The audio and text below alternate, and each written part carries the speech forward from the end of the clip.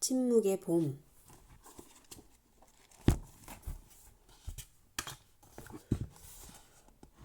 풍뎅이를 없애기 위해 가장 큰 희생을 치른 곳은 일리노이주 동부의 셀던과 이로쿼이 카운티 인근 지역이었다.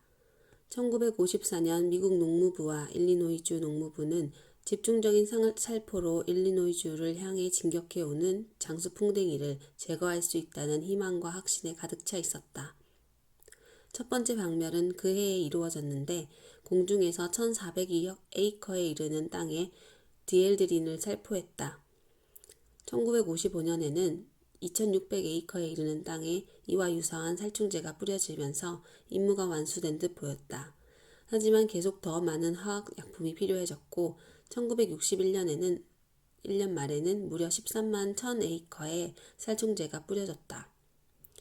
방제 사업을 실시한 첫 해에 야생동물과 가축이 심한 피해를 입었다. 미국 어류 야생동물국이나 일리노이주 수렵 담당 부서와 아무런 상의도 없이 화학 방제는 계속되었다. 1960년 봄 농무부 담당자는 의회위원회에 출석해 살충제 살포로 사전 협의할 것을 의무화하는 법안의 제정에 반대 의사를 표시했다. 이들은 상호 협조와 협의가 상시적으로 이루어지기 때문에 이런 법안은 필요 없다고 침착하게 말했다. 그들은 정부 차원의 상호 협조가 이루어지지 않은 상황들을 기억하지 못했다. 이 청문회에서 농무부 담당자들은 주정부의 어류 조류 담당 부서와 협의하는 데 거부감을 표시했다.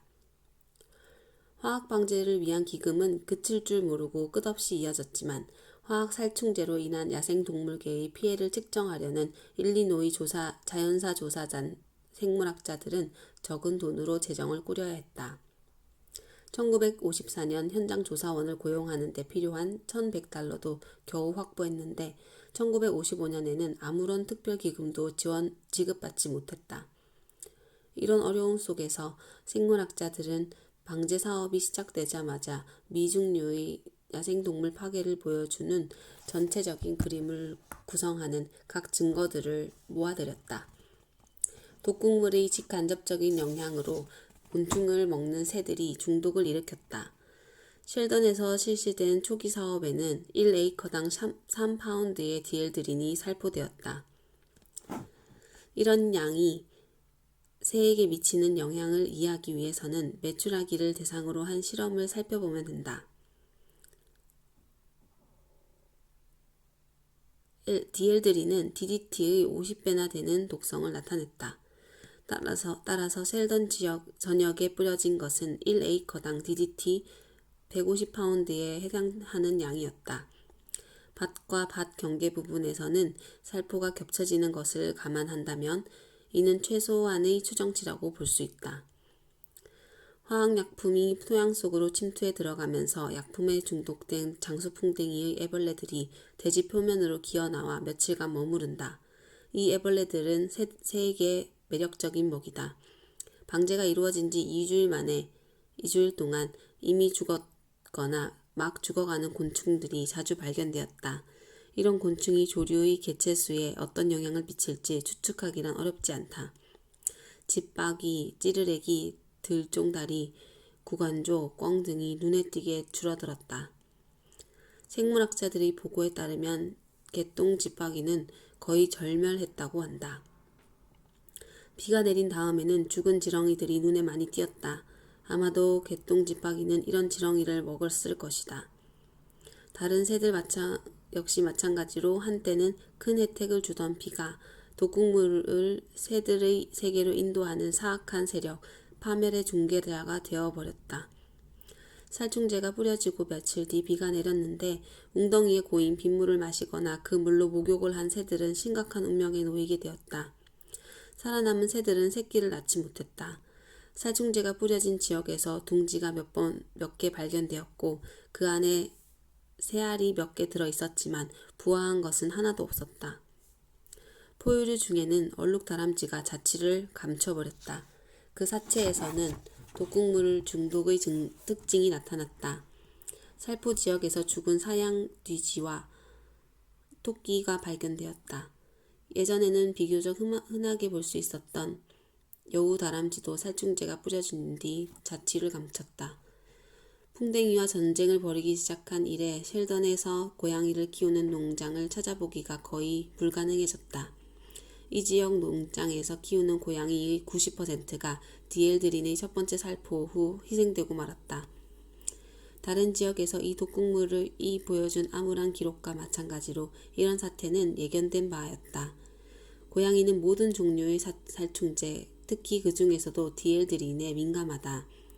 세계보건기구가 인도네시아 자바섬 서부 지역에서 말라리아 박멸 사업을 실행하는 동안 많은 고양이가 죽었다는 보고가 있었다. 자바 중부에서는 고양이가 너무 많이 죽는 바람에 고양이 가격이 두 배로 뛰기도 했다. 세계보건기구는 베네수엘라에서도 비슷한 방제 사업을 실시했는데 그 결과 고양이가 희귀동물이 되었다. 셸던에서 해충 박멸 계획을 실시하느라 희생된 것은 야생생물이나 애완동물뿐만이 아니었다. 양떼와 소들도 중독으로 죽어갔다. 자연사 조사단의 보고서에는 다음과 같은 일화가 등장한다. 5월 6일 양들은 디엘드린이 뿌려진 들판을 벗어나 조약돌이 깔린 길을 따라 살충제가 뿌려지지 않은 자그마한 푸른 초원으로 이동해 갔다. 하지만 살충제의 일부가 그 길을 건너 초원으로 날아온 것이 확실했다. 양들이 일시에 독극물 중독 증상을 보이기 시작했다. 양들은 식욕을 잃었고 극도로 무기력해졌으며 목초지의 울타리를 따라가며 계속 빠져나갈 문을 찾아다녔다. 양들은 애타게 물을 찾았다. 양 2마리가 목장을 가로질러 시냇가를 찾아갔다가 그곳에서 죽은 채로 발견되었고 나머지 양들도 필사적으로 시냇가로 가려고 발버둥 쳤다. 몇 마리는 시냇가에서 강제로 끌려와야 할 정도였다. 결국 양 3마리가 죽었다. 나머지도 그저 겉모습만으로 회복된 듯 보일 뿐이었다. 이것이 1955년 말의 모습이다. 화학전이 그 다음 해에도 계속되었지만 아슬아슬한 연구기금은 마침내 완전히 바닥이 나고 말았다. 자연사 조사단은 일리노이 주의회에 살충제와 야생생물 연구기금을 요청했지만 바로 거부당했다. 현장 조사원 한 사람을 고용하는 데 필요한 돈이 지급된 것은 1960년이었는데 그 조사단은 4사람 몫을 해내야만 했다. 1995년 생물학자들이 잠시 중단된 연구를 다시 시작했을 때에도 야생생물계가 입은 심각한 피해에는 거의 변화가 없었다. 그러는 동안 이 화학물질은 더욱 독성이 강한 알드린으로 변환되었는데 메추라기를 대상으로 실험한 결과 그 독성은 DDT의 100배에서 300배에 이르렀다. 1960년까지 이 지역에 살던 모든 야생 포유류는 심각할 정도로 줄어들었다. 조류의 경우는 더욱 심각했다. 도노반이라는 작은 마을에서는 개똥집박이가 완전히 사라졌고 구간조, 찌르레기, 집박이 역시 마찬가지였다. 이런 새들을 비롯해 다른 조류 역시 눈에 띄게 감소했다. 꿩 사냥꾼들이 풍뎅이 방제의 영향을 가장 확실하게 감지했다. 방제 약품이 뿌려진 지역에서는 새끼의 수도 감소했다. 이전에는 성황을 이루던 꿩 사냥을 완전 포기해야만 했다. 장수 풍뎅이를 제거한다는 명목으로 엄청난 파괴가 자행되었음에도 이로쿼이 카운티에는 8년 동안 10만 에이커에 걸쳐 방제가 이루어졌다. 하지만 일시적으로만 억제되었을 뿐 풍뎅이들은 계속 서쪽으로 이동해 갔다. 이 사업이 거둔 변변치 못한 성과에 대해서는 제대로 알려지지 않았는데 일리노이주 생물학자들의 추정치는 최소 수준을 넘지 못했다.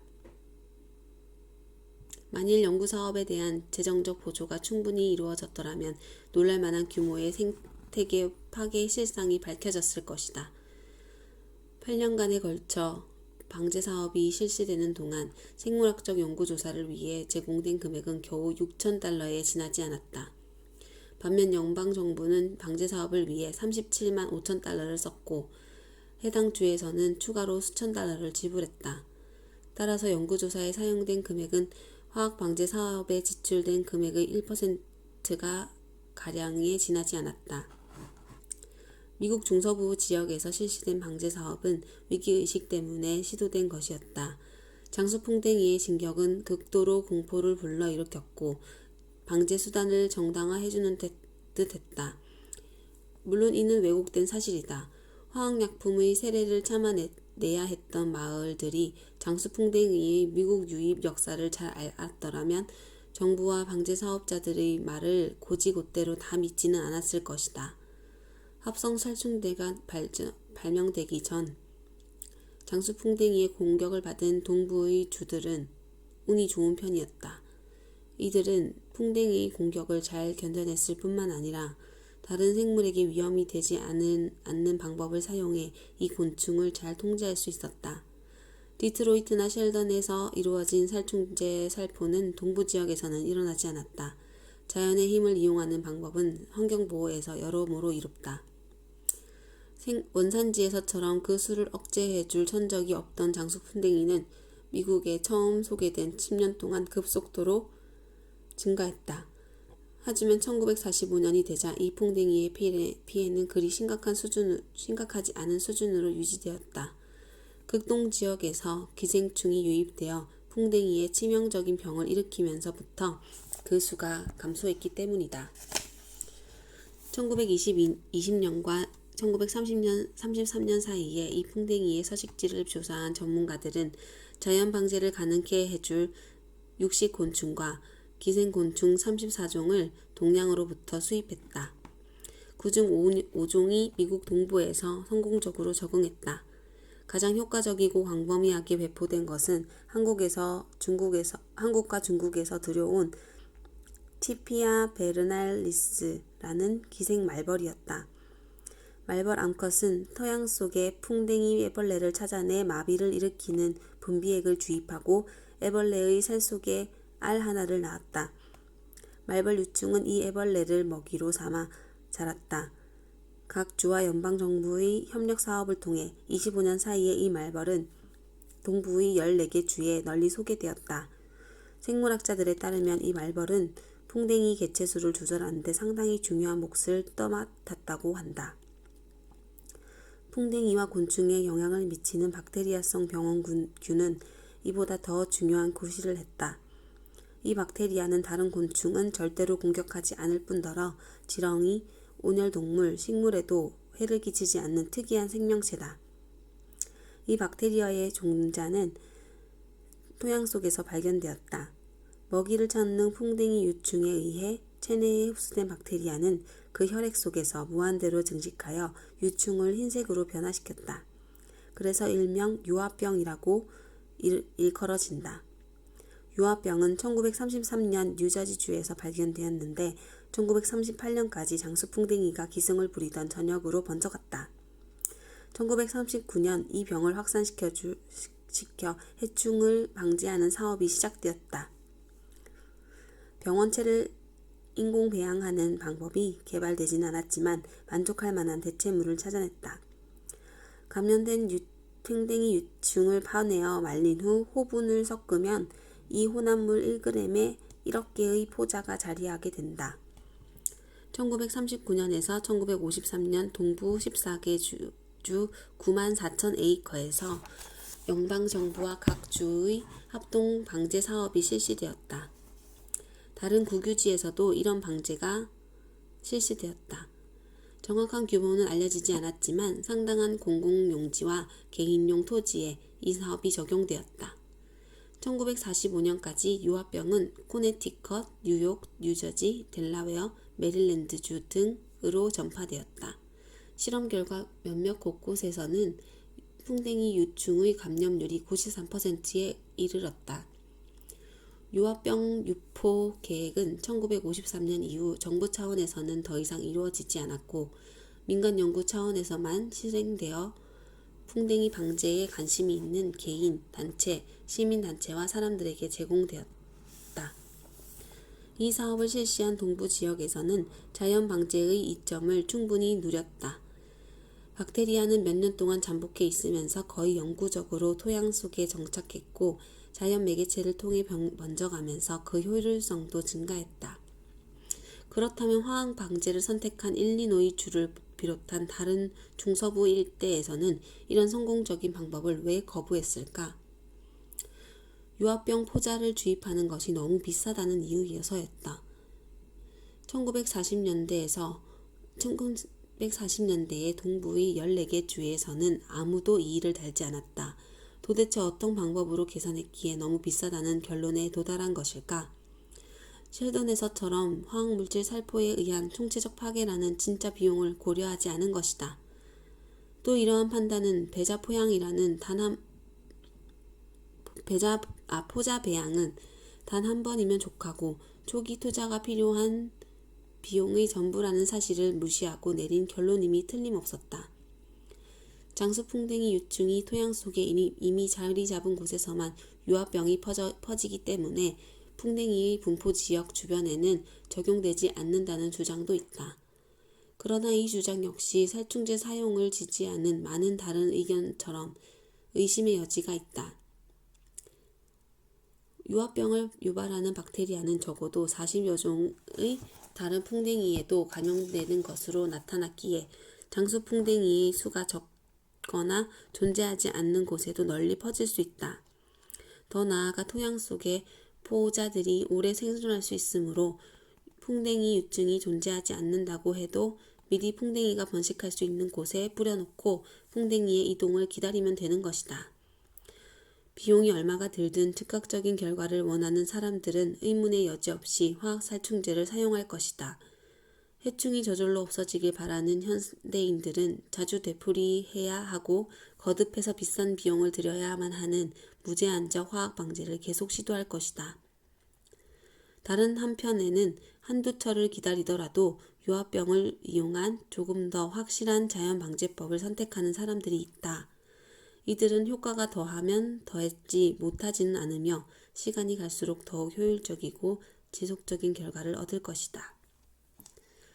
일리노이주 피오리아의 농부부 실험에서는 인공배양체를 이용해 유아병 병원체를 키우는 연구가 진행 중이다. 이 방식이 성공한다면 방제 비용이 큰 폭으로 줄어들 것이고 방제법도 더욱 널리 사용될 것이다. 수년간의 연구 끝에 몇몇 성공 사례가 보도되고 있다. 이 놀라운 발전이 확고하게 자리 잡으면 온전하고 균형감 있는 방제가 가능해질 것이다. 파괴 행위의 정점에서 진행된 중서부의 악몽 역시 정당화될 수 없을 것이다. 일리노이주 동부에서 자행된 살충제 유포 사건은 과학적 문제뿐만 아니라 도덕적 의문을 불러일으켰다. 생명을 파괴하지 않고 또 스스로 자부심에 상처를 입히지 않으면서 생명에 대한 잔인한 전쟁을 수행하는 문명이 과연 존재할 수 있을까? 살충제는 대부분 비선택적이다. 없애려는 특정한 종만을 제거하지는 않는다. 그럼에도 맹독성이라는 단순한 이유 하나만으로 그 살충제를 사용하는 것이다. 따라서 이러한 살충제와 접촉하는 모든 생물, 가족들의 사랑을 받는 고양이, 농부가 키우는 가축, 들판에서 뛰노는 토끼, 하늘에 날아다니는 종달새가 모두 위험에 빠진다. 이런 동물은 인간에게 아무런 해를 끼치지 않는다.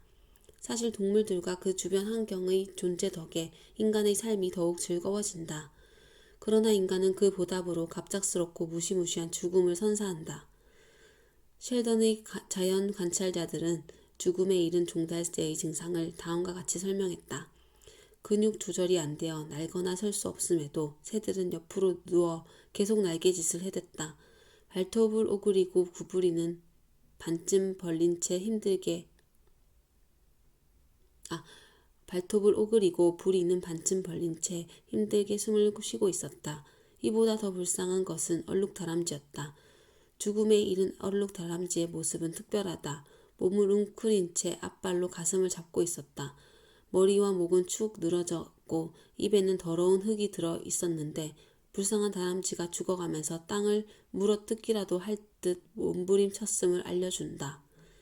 살아있는 생물에게 고통을 주는 행위를 묵인하는 우리가 과연 인간으로서 권위를 주장할 수 있을까?